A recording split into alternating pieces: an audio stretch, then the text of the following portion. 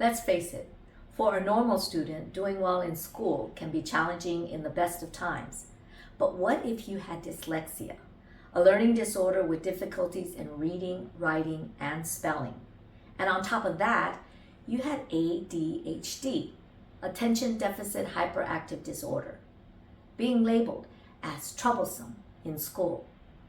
This was my mom, but she still went on to complete 2 master's degrees and another postgraduate program. How? Hi, I'm Sharon Landon, and welcome back to Old Asian Lady. My guest today is JoJene Landon. She's my mom, and this is the first time that I've actually sat down with her to learn about her own life's journey and how she became the strong woman that I've always known. In 2019, she received the Lifetime Achievement Award from Marquis Who's Who as a leader in the field of special education.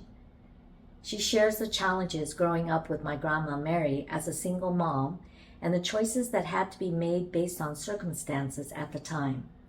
We talk about my adoption process, life in the military, and reasons why she ultimately chose a career as a special education educator.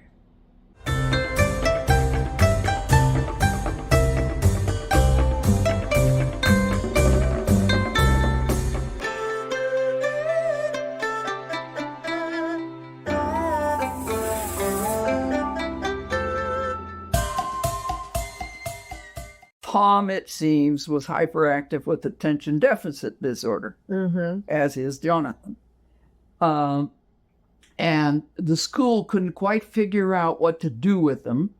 So what is a mother to do except get a master's degree so they can figure out, so you can tell people how to handle the kids. So I got a master's degree in special ed. That was the reason? Yeah. Okay.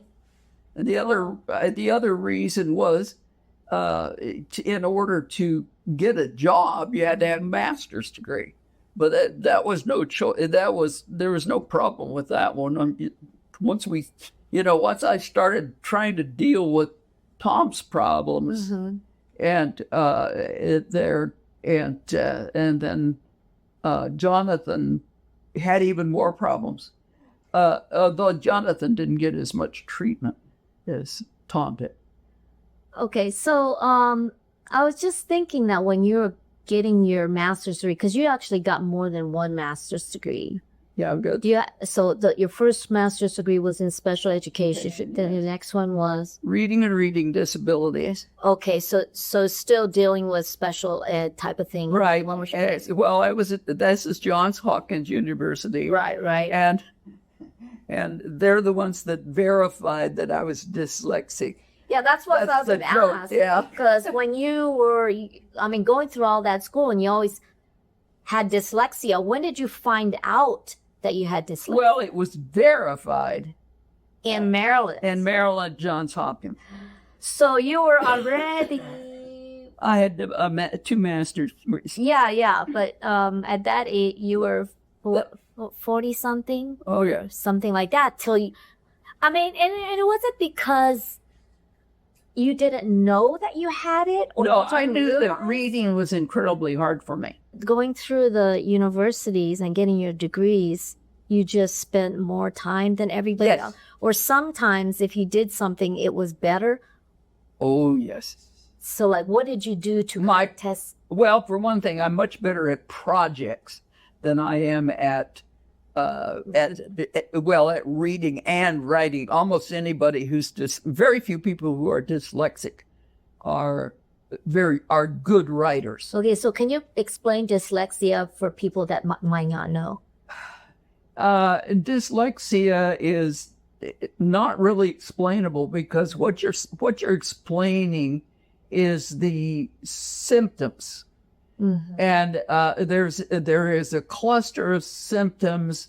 I don't remember. I don't have the new manual, so I don't know what the current number is. But I have a hyperactive form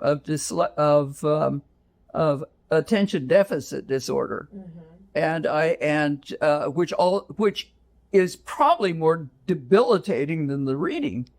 And then I have pretty severe dyslexic, Jonathan will tell you I'll read something and read a completely wrong word. Now I can, if the word has the decency, in English this is not necessarily true, if it has the decency to be pronounced phonetically, I can spell it. But English doesn't really adhere to its own rules. Yeah. About 80% adhere to the rules, but they're not the words you use a lot. And the words that you use a lot, they're like rocks, pebbles in a stream. When they fall off the side of the mountain, they're in sort of a crystalline form, and they got edges and they got points. And as they roll down the hill and they get in the water, and the water washes away and it rolls it down on the other rocks and blunt. And eventually, if you get these nice little round pebbles that started out as a different shape. Well, that's what words are like.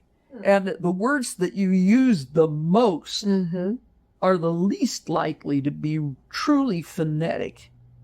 You know what's interesting is that sometimes you see these little things that people put out where they have words, sentences and stuff all together, but there's a lot of letters missing. And actually the brain, you can read it without those missing letters, but you can still read it. But were you able to do that with dyslexia?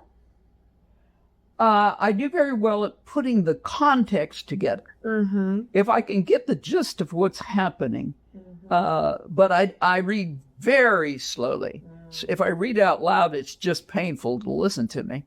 And when I was in high school, when I was in elementary school, my grades were extremely poor. The basic skills are, they're based on phonics, which is kind of marginal in English. The lower your grade, the more non-phonetic words you run into because of the usage issue. And the attention deficit, I couldn't make it to a whole page of, I could do the first 5 problems correctly. And then someplace my brain went. So I would not have I was always slow. I'm never able to finish things. Never did a spelling test after about the 3rd or 4th grade, but what I ended up crying. And everybody's saying, but she's such a smart little thing. But my grades were terrible. And then as I got into junior high school, they started saying things about, oh, well, she thinks she does, they put me in all remedial classes. Okay, so the history class, I was a whiz. And I understood history in the 7th grade just fine. And they put me into algebra, and algebra was easy because it was a mathematical puzzle. And I could do that. It actually interested me. I didn't just get bored out because I was doing enough problems to keep us busy for half an hour or whatever the teacher wanted us to work. And but the basic skills I still can't do, right? I still very poor reading and non-existent spelling by this time. And so then they started to wonder about me, but there really was no program for anybody like me. I mean, they had no clue. I learned early on that if I could get a teacher or professor who lectured well, I could listen, and I could repeat back to them what they said. Now, if you are not aware that your professor thinks he's the smartest thing on this topic in the world, and so if you could repeat back to him in a very convincing way what he said, he's going to give you a good grade. And so my grades got better and better and better. But by the time I got to Johns Hopkins, I started recording my lectures. And this is before a lot of people recorded lectures, but I recorded my lectures, and I would hear the lecture, and then I would listen to half of the lecture again, driving home. And then driving back the next day or the next time, I would listen to the next half of the lecture. So I would have heard the entire lecture twice. So by that time, my grades were really getting good. Yeah, interesting. And the thing about a master's degree is mostly you're studying things you're interested in. Yeah. I mean, most people don't sign up for something they don't like for a master's degree. So at Hopkins, I got a nice, high, comfortable B. So that one was, you said, the reading one. That's the reading one. And then you got another master's degree. What it is it's an advanced program. Okay. And the reason it's an advanced program is because I didn't write a thesis with it. And but it gave me another credential. Right. And that's severely handicapped. And that's one that it was a misfit, but it was because of the way the state had set it up. And I was one of the respondents that was involved in changing the state requirements for severely handicapped to get to get the credentials to teach severely handicapped. Right. Okay. So I just remember when we were in Maryland that you were in school a lot. Yeah. And but you got that next certificate so that you could actually teach special ed. You never got a PhD. Well, I would probably have been selected to go through the program at Johns Hopkins. Yeah. The professor found it extremely interested that somebody who was as profoundly dead dyslexic as I was getting the master's degree. And they were really interested in getting me in the PhD program. And even maybe with some things to help me along. And but it was very shortly after I got the one from Hopkins that we moved again to Hawaii. To Hawaii. Yeah. So this is the thing. Now you got that master's degree to help figure out what could help Tom. Yeah. And that was basically what it was. He had learning disabilities that were a result of attention deficit disorder. Did you find out that with the degrees that you ended up taking, that you were able to tell them? I was able to tell them, and for the most part, most of them listened. Okay. Because the field was new, you hadn't heard much about it, you didn't ordinarily get that training along with a regular ed program. Tom was in regular ed classes almost all the time. I think he always was regular ed program. By the time John started having trouble in school, I was already teaching. I was already a special ed teacher, and I was already not in a good mood. So when his dad went to Korea, I sent him to that private school. And the private school had nice, tight rules. They were very clear on what you did, what you didn't do. They were very structured, and it was a perfect place for him. Best money I ever spent. They knew exactly what was wrong with him, or deal with it at that private school. But, no, they didn't deal with it at all. They simply set up a rigid structure, and he functioned. Once you took away all that stuff that went on around him, then he functioned just fine. The junior high school, on the other hand, the first day he was there, they were still moving walls because the walls were bookcases and whatever that divided up a great big space, and you could hear everything that was going on everywhere. Yeah, it was open classrooms. With his level of attention deficit, he listened to everything everybody said. But that was in Maryland, or was that in Hawaii? That was in Maryland. He was in junior high school in I guess so. I graduated. I was going to school. I was going to college. Both Tom and John have attention deficiency order. right?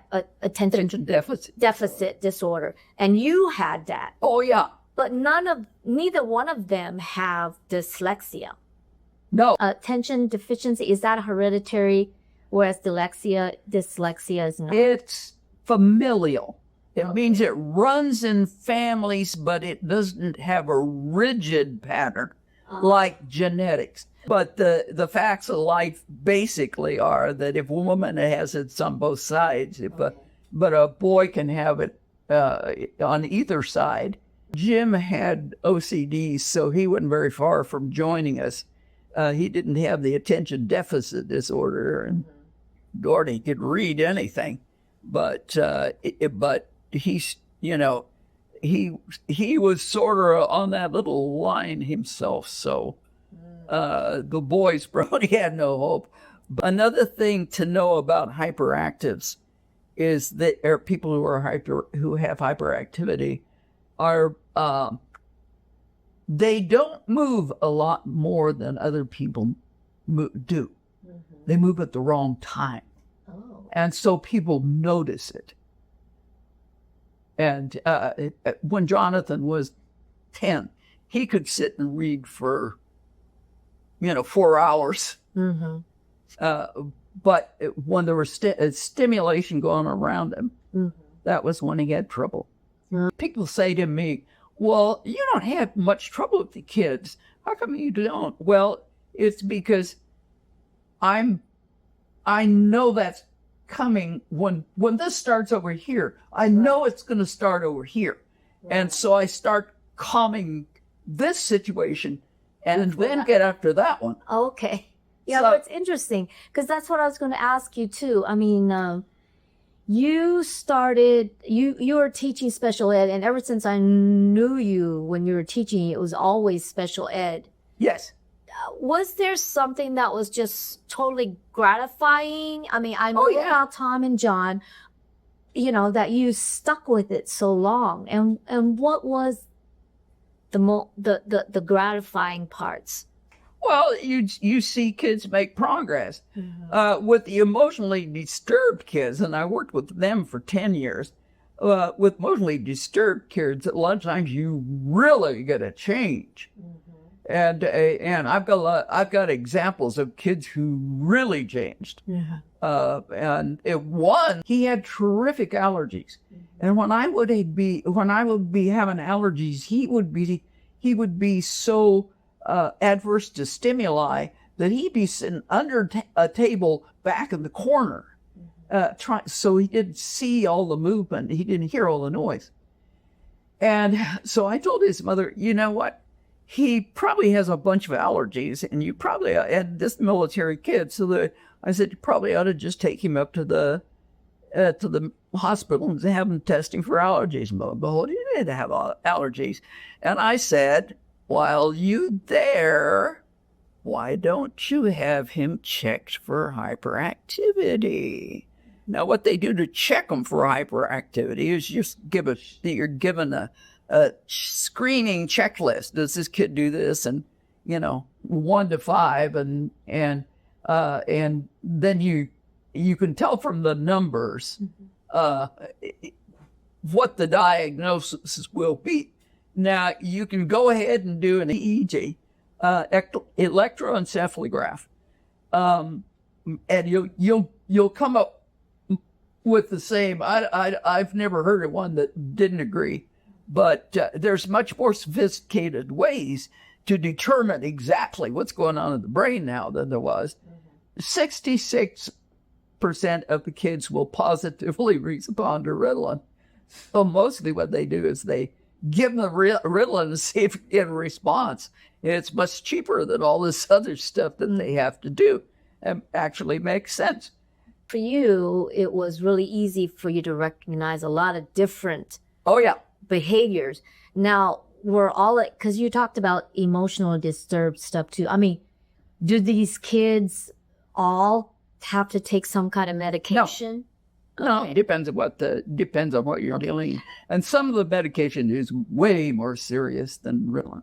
Okay, so then, as part of your degree, you had to take a lot of psychology classes, or No. You take behavior modification. Okay, so behavioral modification, that's a difference than right. psychology Yeah. classes. Okay. Yeah, you figure out why a kid's doing it and what you can do to. The first thing is try to figure out what positive approach you can use to get the kid to stop doing it. If you wouldn't believe this, but kids like rigid structure. And once you establish rigid structure in the classroom, then it gets easier and easier. Now, when you have a flaming crazy kid, I mean, understand these kids are certified insane in some form or another. But if you have a paranoid schizophrenic kid, when he goes off, he's going to go off. There's nothing you can do about it. Just keep the other kids away from him. You do have children that are quite dangerous, and I did have probably 5 or 6 that were very dangerous children. The thing is, as a special ed teacher, how many students do you have at one time in general? Generally, it's 15. 15? So if you have 15 kids, some Well, emotionally disturbed, some people Well, are hyperactive. No, they're not emotionally disturbed kids. You got 10 kids. You have a psychiatric social worker. You have a full-time paraprofessional. You have a speech therapist. And I mean, there's always 2 adults in the room. Oh, So with this, and maybe 3, it can get dangerous. Yeah. So what was like the most dangerous situation that you've ever been in, and what happened and how did you get out of it? Yeah, the most dangerous was one in Hawaii. And she broke my glasses and tried to beat the crap out of me, but she wasn't big enough. And So you didn't have other people that tried to beat up on you before that? I had one who was trying to beat the other kids, but he wasn't agitated at me. He was agitated at the other kids, and I was just controlling him with force.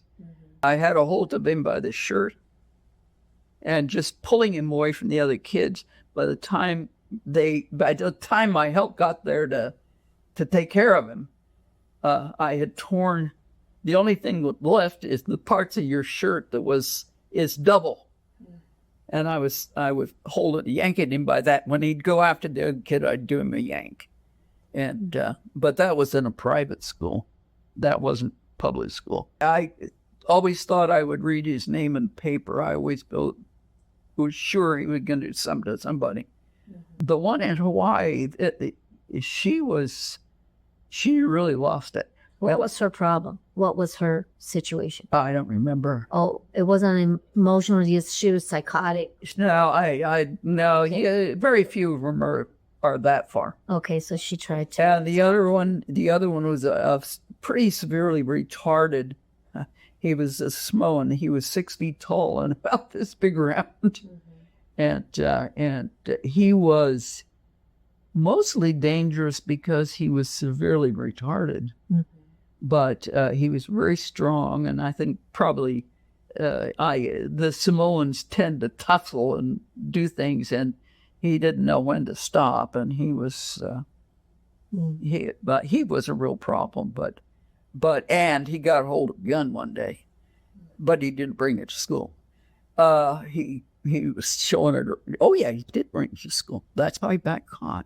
But anyway, the police took him away, and they didn't bring him back. So with all these things that happened throughout the years that you've been teaching, I mean, you still stuck with it. I mean, was there at any point in time you had said, I don't know if I can deal with this. I'm going to take a break. I just want to make a decision. The only thing that I would love to have taken a break from was the administrative. They want the dumbest. Yeah, right. I'm sorry. Burying a child in a mountain of paper is not going to cure him. Some good lessons that I'm doing at 3 a.m. and hoping I'll be awake to teach him the next day would be much more to the point. And I never gave up being tired of working with the kids. Actually, you know, I can remember when I was 6 years old, thinking I want to work with kids that are having trouble. And I could remember it. I don't remember what brought about that thought. Probably somebody I was in that I knew, but I can remember that early thinking that was what I wanted to do, was to work with kids that had problems. But well, when you were 6, didn't your mom get divorced at that time? Did you ever think, you wanted to help people like you? That was always something I wanted to do. I always wanted to help anybody who was in trouble. Right. Mom was the same way. So nursing wasn't the way to do it. You wanted to do it. Nursing just wasn't not my thing. Yeah. And besides, that would never have worked out. It's a good thing I didn't. But having a nursing background, when you work with handicapped kids, because so many of them have medical issues. Right. Yeah. So everything. Yeah. It worked out. I'm not complaining about having spent the time doing it, because I got a lot of use out of it. I was extremely tired when I quit. Yeah. And they paid me a lot of money to quit because they could hire 2 people out of college. And the unfortunate thing was that they found out that 2 young people right out of college couldn't do what I could. Have the knowledge. And that's the thing is, okay, nowadays, in terms of what you had with dyslexia and all the things about, you know, OCD or a attention deficiency, or has it improved that much where there's much better ways of figuring it out if a kid has this or a kid has that? Still think if the kid's hyperactive, teachers think that if a kid is hyperactive, he's doing it to them.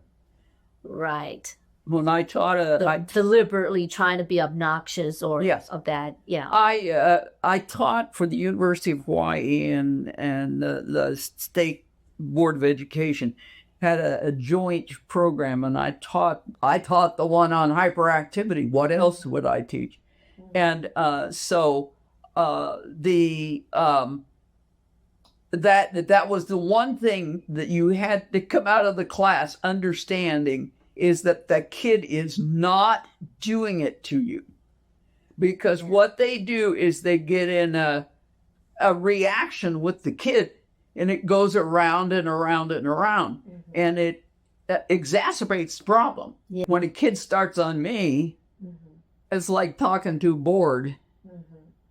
And you know, they go on, and then when they stop to draw breath, I'll say, "Do you feel better?" Okay. Or something, something useful maybe in that thing. And sometimes you just give them an answer that is so bizarre that they quit and try to think about it. Yeah. All right. So then with all your experience, if somebody, let's just say, I'm going to name a few. If somebody has dyslexia, how do you recognize the signs? What are the initial things that you can recognize? Well, the first thing you find is the kid's reading way below grade level. Okay. I mean, that's just obvious. Okay. A parent would need to... Oh, you had to sign enough papers to ruin your right hand to get your kid to have the kid tested, and they have to sign everything. So even nowadays, it's a whole huge process to do that. Okay. So what if somebody is OCD? What is a sign that? I mean, as a teacher, that's a parent. Well, as a parent, okay. An example I had. Very often autistic kids have OCD. I had a kid that they were trying to teach the multiplication tables to. And the teacher says, "I know he can do this." And the teacher, so they sent him to summer school. Remember I said 10 weeks in the summer? So she'd worked all year with him, and he came in, and I looked at the situation, and I went and I made flashcards, and they don't have the answers on the back. The answers are on the smaller card that you have to put on the big card. And so then I brought the cards. We started with the 1 times table. I brought the cards in. I shuffled them. I laid them out on the table. And I gave him the things, the little chips that had the numbers on them. And I said, put the chips on. And he immediately starts putting the numbers in order. In other words, he's rearranging these cards in order. And I said, no. Before you can arrange them in order, you have to have the right answer on it. Oh, okay. And what was the reward? He got to put the things in the right order. What was the mandate? He had to have the right numbers on it. He knew his 0 through 7s by the end of the summer. This poor teacher had spent a year trying to do it. You know, first thing I hear on the phone when I get back to work is, her name is Sharon, is Sharon's voice saying, "What did you do?" But that's a part of their disabilities. Right. But if you have a kid who has to get something in order a certain way, OCD then. You're telling me, what am I going to look for? That's OC, can be OCD, it can be mild autism, it can be some other things, but that's what you're going to see with OCD. Okay, so you just mentioned that autism kind of comes with that. No, they're not related. They just show up together. Okay. All right. So then if somebody has the attention deficit disorder, ADD? ADD. Okay. So then what is a symptom of recognizing somebody that has that? They're just not paying attention. Okay. So whatever it is that they're doing, you're trying to talk to them, what else do they pay attention to? Do they? Sometimes it's all in their head. Sometimes it's the bird outside the window. Oh, okay. Sometimes it's something they want to argue about from 2 classes back. It's just, there is no simple answer, but they don't pay attention. Okay. So out of the other ones that you had, I don't know what other types of special ed kids you dealt with. Well, I felt retarded. Retarded. Okay, so and learning to say and learning to say. Yeah, so for retarded, how would somebody? They're academically, they're generally delayed in all subjects. Okay, but if they're learning disabled, they're not. Oh, so if they're delayed in all subjects, because you were mentioning that dyslexia would only be in reading. Yeah, dyslexia would only be in writing. Dyscalculia would only be in math. Oh, good grief. Yeah. That's a lot of different disorders that most people, I think, don't even know. Well, they just don't know the words. They run into the disorder. Okay. When I go down here to this little school and test the kids, I will test them for the 2 obvious things, reading and math. Okay. And I will have, each kid will take me 15 minutes to test for reading, and I can do the whole group as a group, as long as they don't sit where they see each other's stuff. I can test them the whole group in half an hour. And I will have the basic information and know whether I need to look for something. But when you say you mentioned learning disability, I mean, aren't these all learning disabilities? Okay, mental retardation, because it is so general, is not a learning disability. Okay. A learning disability requires an average IQ. And basically, if you had an IQ of 70 and you were in the 6th grade, you probably would be reading 1st grade words. Okay, so we're quite impaired. And you have to have at least an average IQ that would be 80, and then there has to be a deficit. So if you have the IQ that is supposing you had 100 IQ, that's just absolutely the middle of average, okay? But your reading score is 70. Then you get a learning disability because you have theoretically the mental material to process it, but it's not processing everything. Right.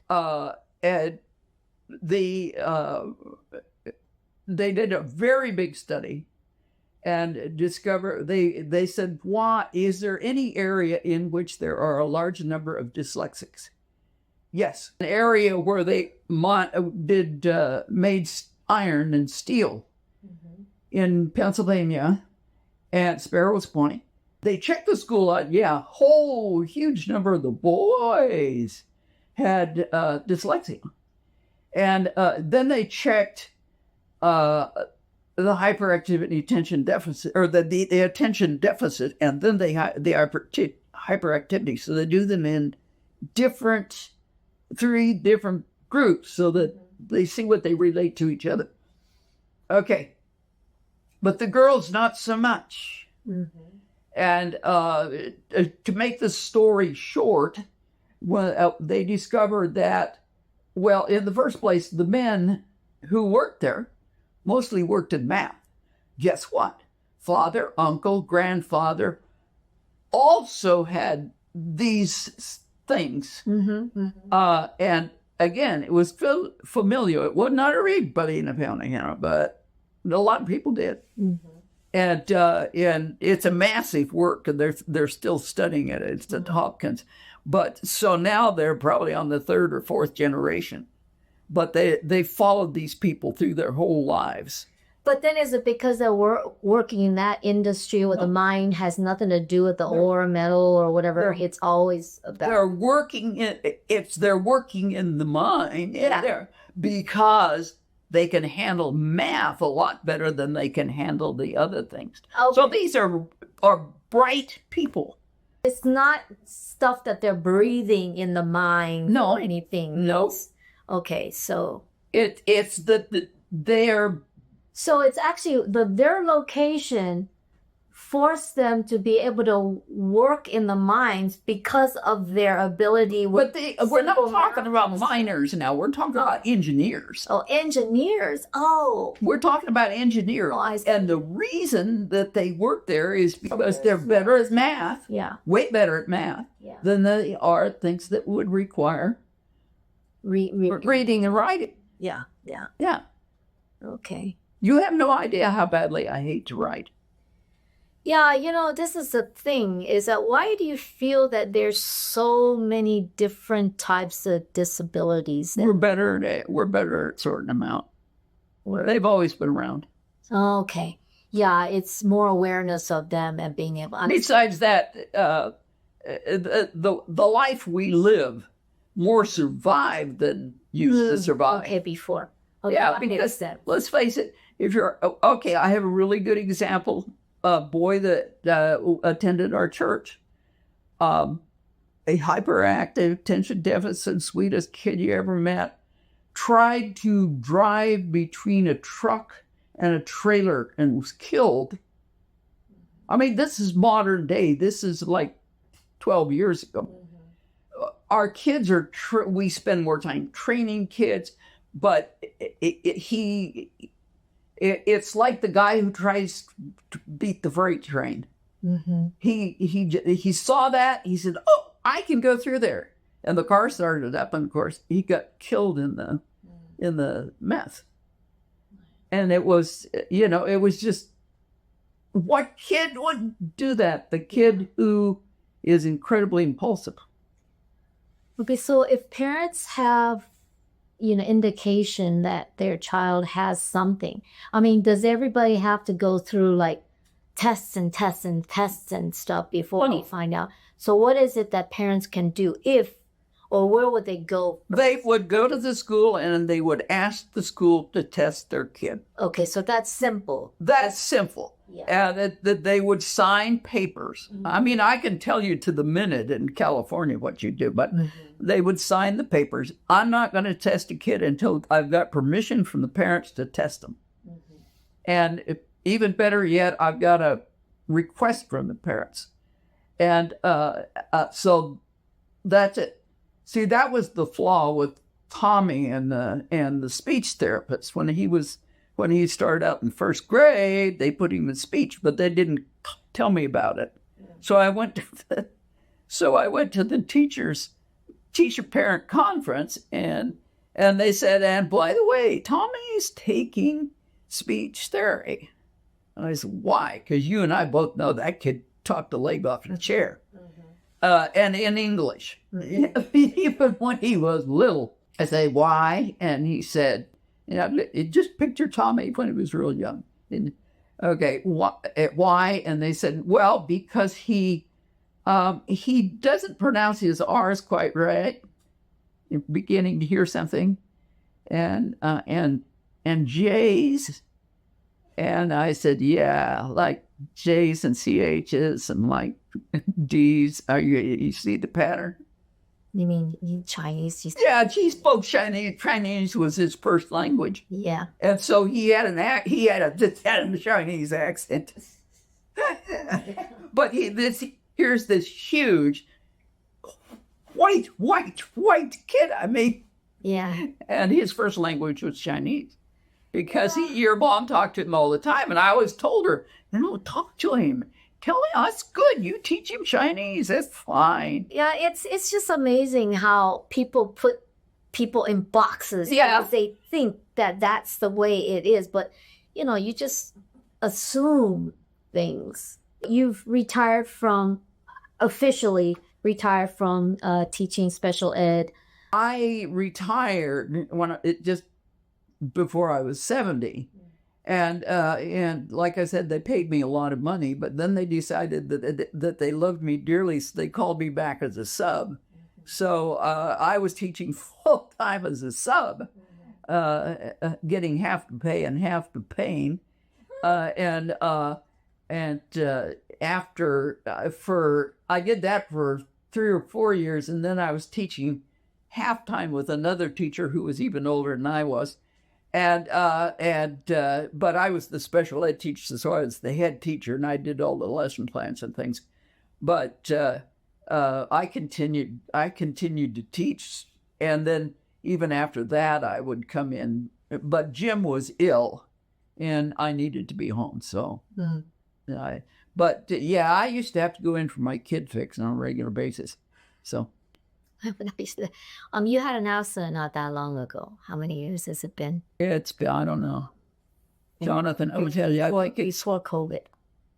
It was kind of right in the middle. Right in the middle of COVID.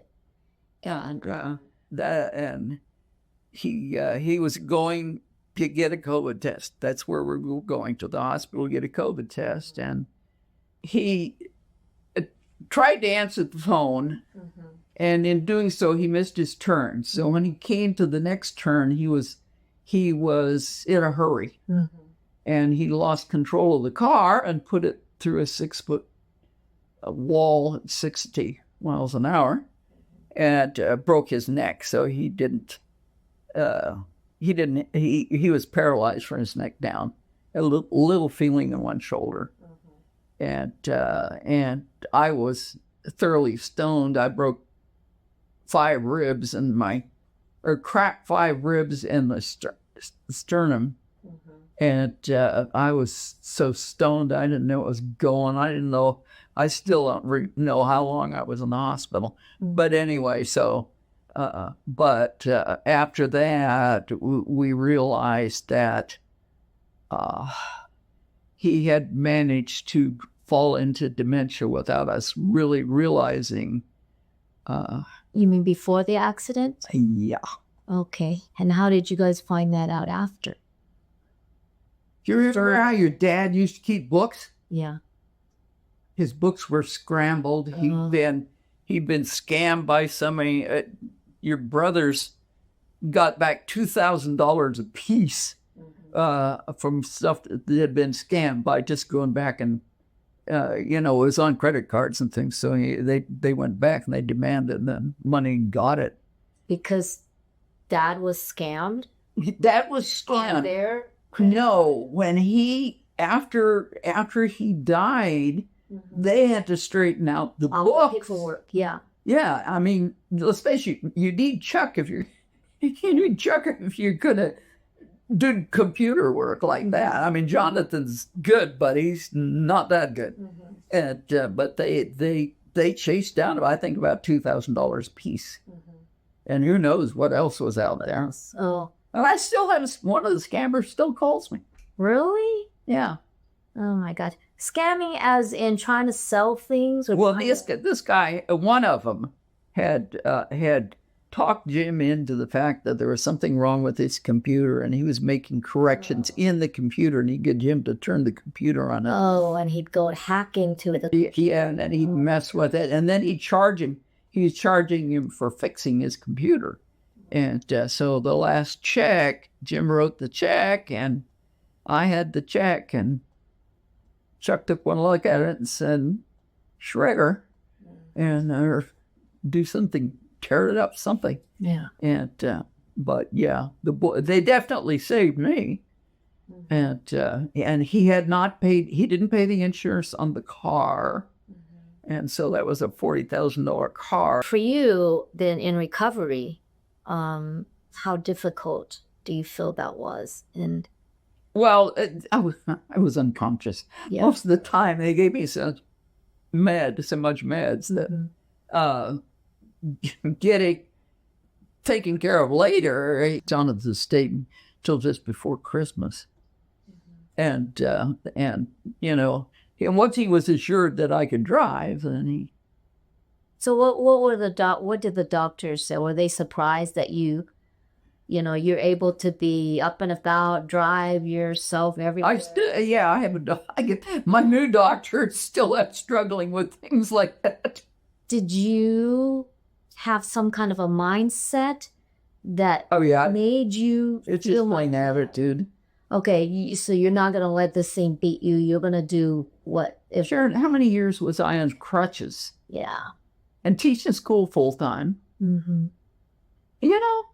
So this is why I feel like, I feel like mindset and what you're thinking and how you're thinking has such a big impact on how people live or how people survive. Yeah, and how your mom treats you when you're a handicapped child. Mm. I had one kid that had encephalitis. Yeah. He was drifty as all get out, and he would be late, or he would be wandering around, or he was not where he's supposed to be, and his dad would be practically hysterical. And I told his father, if he was blind, you wouldn't yell at him for walking in the walls. Mm-hmm. And he said, after he was with me for about a year, the father he got it. Yeah. This is something the kid can't help. Yeah.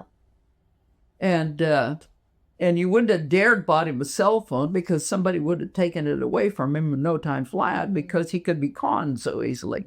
So, but it's, and then there are certain ethnic groups that if they have a retarded child, they make them into a permanent baby. And I had nothing you can do is going to change that. Yeah. Yeah. But my attitude was, I don't care. I am going to go. I went to Hopkins. When the snow was 3 feet deep and I was on crutches. Had a flat tire in Baltimore, in the bad part of the city. Mm-hmm. Got out, jacked my car up, and I'm on crutches. I mean, the crutches are leaning against my car. Jacked the car up, took the tire off, put the other tire on. And then I finally had to ask somebody, would they please put the tire that I took off in the back of my truck because I couldn't lift it. That was the only thing I didn't do. And that was that big brown van. It wasn't the little blue van. I just said, I'm not going to be handicapped by this. And I have the same attitude about everything. So when I go to the grocery store, I ride an electric cart. Yeah. And if I want something off the top shelf, I will ask people. And it is my opinion that I am training the population to look for people who are handicapped and ask. And around here, if I look like there's any kind of a struggle, somebody will come and ask me. It's just that the people here are more rural people, and they help you. It's just like Jonathan and his tractor. Sometimes people get really jaded and they're in their own world, Yeah. their own problems, their own things. Yeah. And dishing out is Not something Not I've a been taught to do. And I have spent endless hours teaching children to say, "Can you please help me? Yeah. I'm lost, and I need to know how to get to the cashier so that they can help me with my, whatever." It's seventh and eighth graders is mostly what I worked with, and it's they've never been taught how to politely ask. Yeah. Most adults will help a kid that asks politely for anything. Yeah. I always wonder, because if I'm lost or if I don't know how to do something, I will ask. But it seems like men, for some reason, they never want to ask for directions. They think that they know, they could go around. I don't know. Maybe it's a gender thing, or they weren't taught when they were little. Earlier, when you're talking about Dad and the accident, and you guys have been married for how long? 57 years. 57 years. And, when he passed, I can still hear my emotion in your voice. How do you handle it in the ways that you did? Or You're calling out everything that you couldn't do anything anyway. Yeah, I know, but I mean that he's gone. And did you have a grieving period ever? I am grateful that he did not have to go through the painful things that were ahead of him. Mm-hmm. He was becoming weaker and weaker. Mm-hmm. He was ill in many ways. Mm-hmm. He probably had Agent Orange poisoning. He was having more and more trouble with everything he did. And I'm just grateful that he didn't have to go through all that. Yeah. So for you, I mean, because I guess you always keep yourself busy anyway. So right. Well, a lot of times I would have rather been home playing with my own kids, but yeah. But unfortunately, we were always mostly broke until we until we got back from Hawaii. We usually never had a lot to spare. We always kept enough money that if the car died, we could bail ourselves out. And then on the other hand, your dad had an 800 FICA score, so we usually could borrow without any problem.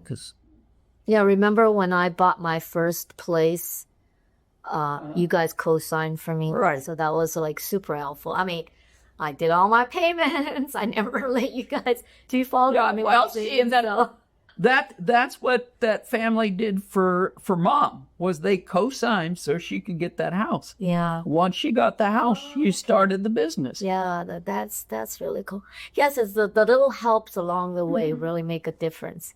And we come to this part of my show, which I call, if you watch my show, we call it the wow.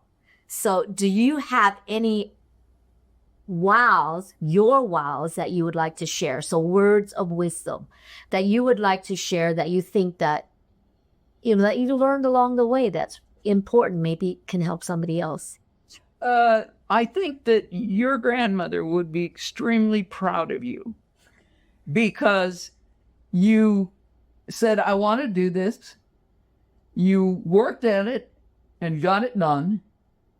I would say, if you know what you want to do, go after it. If it takes 10 years, then it's 10 years. It took me 10 years to get a bachelor's degree. If it takes you 20 years, Mother had a good business for about 20 years. I would say, if you have something you really want to do, don't tell yourself, "Well, it's going to take too long," or whatever. But stick to it until you get there. Okay. See, that's nice about the about the college. My mother envisioned college as being going to school for 4 years. She never envisioned that I could go to college 2 years and then I could spend the next 8 years going to college and get my degree. That wasn't in her frame of mind. But remember, she would be 124 years old if were she alive today. So, this is how far back she goes. Yeah. But mother was raised in Mountain Home, Idaho, and she, when she was a junior in high school, she moved to Boise and went through the business college. Mm-hmm. And once she finished business college, she went back to finish her high school. Ooh. Wow. Not something that people did then. Yeah. And the other thing was that she was always very frugal. She saved money, but there were certain things that we should do. We saw the Amagama Ra players. They don't travel anymore, I guess, but they had traveled into town, and we saw them. They come from Germany, and we saw Marian. I've seen Marian Anderson. I don't know if you know who she is.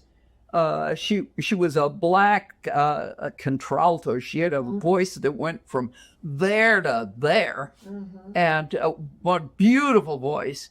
And there were big issues about where she was going to stay when she came to Boise. Right, because at that time it was At that time, really, yeah. wow. Yeah. Now, I mean, that literally was when we were still in the little house. But we went to those things. Wow. It's your mom. Mother would get the money to do that. She would have saved up the money to do those things. Those things were important. Yeah. And of course, you guys got the brunt of that because you saw every good museum. Yeah, we went to see, that's another thing too that I always really appreciated, is that you guys took us across the country. We went to all these museums. We learned all about these histories, and so many kids, they don't know. They don't experience it. They don't never had that. So honestly, in San Francisco, you went yeah, to ballet. At Yeah. Pirates and Pins. Pirates I and remember Pins, yeah. went to Nutcracker Suite. Yes. So, yeah. So all of those things that we got as part of our learning and culture and growing up. And that's probably why I always was so resistant to being Chinese, because I always had all these American influence growing up and stuff. But, I think I never, as an adult, I just never really appreciated it that much that we moved around until I was older, as an adult, that I got all those experiences, and that kind of built a foundation.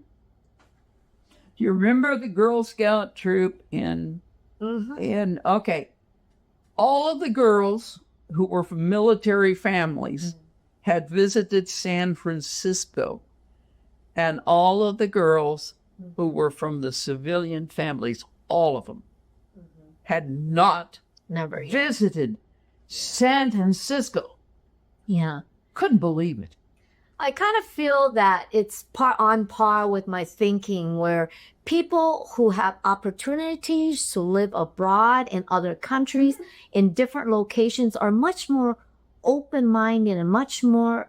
Some do and some don't. Some of the military families, they hate everything that's not American, so they just hover around the base. Yeah, that's true. So a lot of times, So, it's a very nationalistic. America is very, very nationalistic. I thought I'd gone to heaven when I got to go to Taiwan while I'm working on a degree in Far Eastern history. I mean, you can't beat that. And then you were in Japan and in Okinawa, right? So, yeah.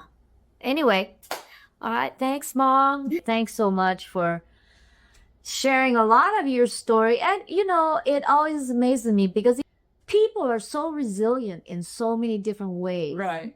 And I love these stories of how they made it out, how they handled it, how, because a lot of times too, people think they're the only ones that have these problems. And that's what I want the show to do, is you come to the show that maybe you can get some advice or learn how somebody else got out of it or something. I don't know.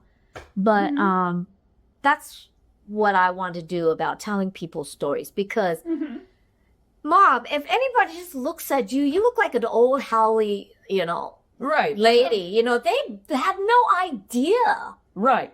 what you've gone through and what you've done and what you've accomplished in their life. And they can people can put a box, like I said, somebody in a box, and they have no idea just by looking at people.